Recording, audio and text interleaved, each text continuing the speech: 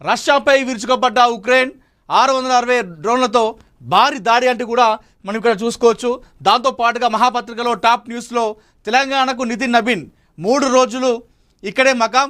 June 28 నుండి 30 వరకు 3 రోజుల పాటు తెలంగాణలో నితిన్ నబీన్ టూర్ అంటూ కూడా మనం ఇక్కడ టాప్ న్యూస్లో చూసుకోవచ్చు. మహాపత్రికలో బాహుబలి 3 కమింగ్, బిగ్ అప్డేట్ ఇచ్చిన ప్రభాస్ రానా అనుష్క కలిసి అభిమానులకు సర్ప్రైజ్ అంటూ కూడా మనం మరొక వార్త కూడా చూసుకోవచ్చు. సో మంత్రి జూపల్లి స్ఫూర్తితో వెంకటరమణకు 75,000 ఆర్థిక సాయం అందించిన కంది శ్రీనివాస్ రెడ్డి అంటూ కూడా మనం ఇక్కడ చూసుకోవచ్చు. సో ముందుగా టాప్ న్యూస్లో ఉన్నటువంటి న్యూస్ ఏదైతుందో దాన్ని మనం పూర్తిగా చదివేటువంటి ప్రయత్నం చేద్దాం.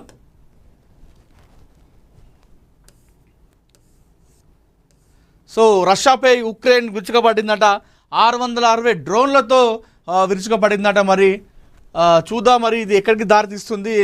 మొన్ననే మనం చూసినాం పశ్చిమాసియా యుద్ధం, అటు అమెరికా కావచ్చు, ఇరాన్ ఇజ్రాయెల్ యుద్ధం. సో అది ఇంకా ఆ భయం అనేది ఇంకా పోకముందే మరొకసారి రష్యా ఉక్రెయిన్ల మధ్య ఉన్నటువంటి యుద్ధాన్ని మనం ఇక్కడ చూసుకోవచ్చు. సో ఇప్పటికే రష్యా పైన 660 డ్రోన్లతో విరుచుకుపడిందట.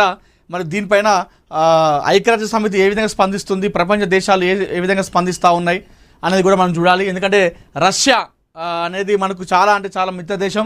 మనకు ఎలాంటి విపత్తు వచ్చినా, ఎలాంటి యుద్ధం వచ్చినా కూడా మన దేశానికి సపోర్ట్ చేసే దేశం ఏంటంటే అది రష్యానే.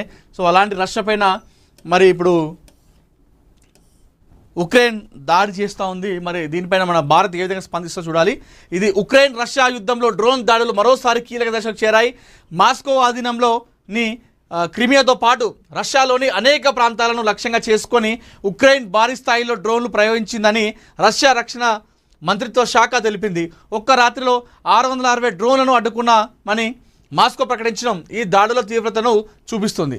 రాజధాని మాస్కో, అజోవ్ సముద్ర పరిసరాలు, నల్ల సముద్ర తీర ప్రాంతాలు, క్రిమియా ఈ దాడుల పరిధిలో ఉన్నాయని రష్యా వర్గాలు తెలిపాయి. మాస్కో వైపు వచ్చిన 47 డ్రోన్లను కూల్చివేశామని నగర మేయర్ వెల్లడించారు.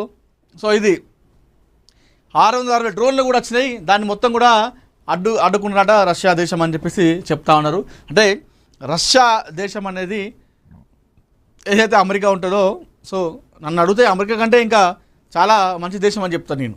అంటే యుద్ధం వచ్చినా, ఇలాంటి విపత్తు వచ్చినా దాన్ని చర్యలు చేపట్టడంలో రష్యా ఎప్పుడు ముందుంటుంది. మన దేశాన్ని కూడా చాలాసార్లు సపోర్ట్ చేసింది రష్యా. అలాంటి దేశం పైన ఇంకా వాళ్ళని దాడి చేస్తే వాళ్ళు ఊరుకుంటారా?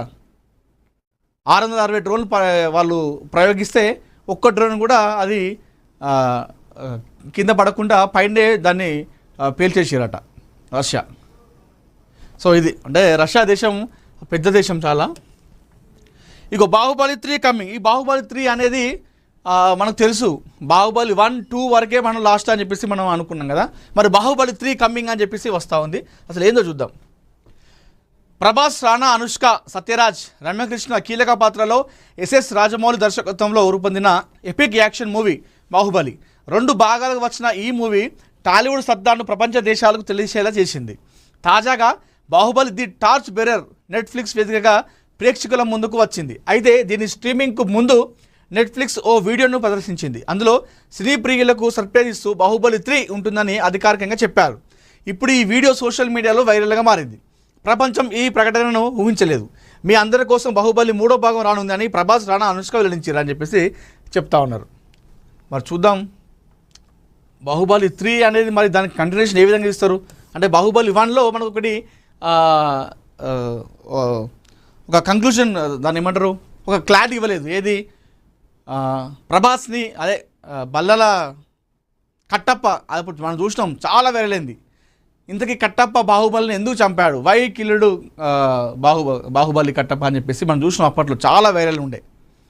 మరి ఇప్పుడు దానికి కంక్లూజన్గా 2 తీసిరు. సో 2 వరకు అక్కడికి అయిపోయింది. ఏది సామ్రాజ్యాన్ని తీసుకుంటాడు, బల్లల దేవుణ్ణి, బిజ్జల దేవుణ్ణి చంపేస్తారు, చంపేసి రాజ్యాన్ని తీసుకుంటాడు మహిష్మతిని, దాంతోపాటుగా దాని తల్లిని కాపాడుకుంటాడు.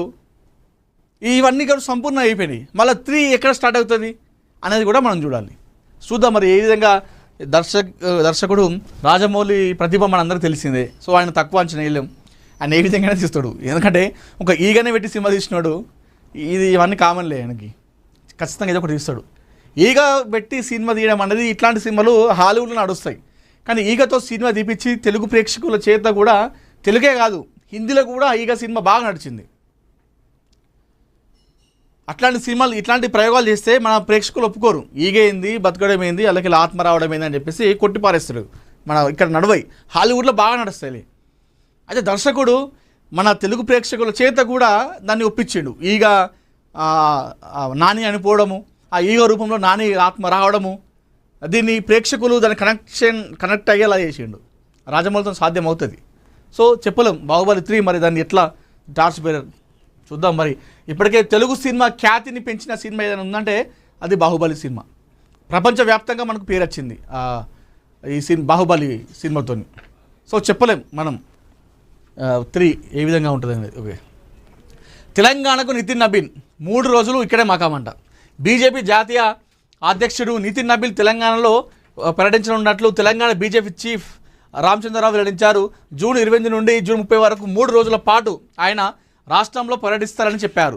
జూన్ 28న రంగారెడ్డి జిల్లా బీజేపీ కార్యాలయ ప్రారంభోత్సవంలో నితిన్ నబీన్ పాల్గొంటారట. ఇది రంగారెడ్డి జిల్లాలో. ఓకే, రంగారెడ్డి జిల్లాలో బీజేపీ పార్టీ ఆఫీస్ ఓపెనింగ్లో పాల్గొంటారట. అదే కార్యక్రమంలో మరో 9 జిల్లా బీజేపీ కార్యాలయాలను వర్చువల్గా ప్రారంభించనున్నారు. వాళ్ళు వర్చువల్గా అంటే అక్కడ వెళ్లకుండా ఎక్కడి నుండే స్టార్ట్ చేయడం అన్నట్టు. అనంతరం నాంపల్లి గ్రౌండ్స్లో బీజేపీ బూత్ అధ్యక్షుల సమావేశంలో పాల్గొని ప్రసంగించున్నారు. తర్వాత నాంపల్లిలోని తెలంగాణ రాష్ట్ర బీజేపీ కార్యాలయాన్ని సందర్శించి రాష్ట్రంలోని ఎంపీలు ఎమ్మెల్యేలతో సమావేశం నిర్వహించనున్నారు.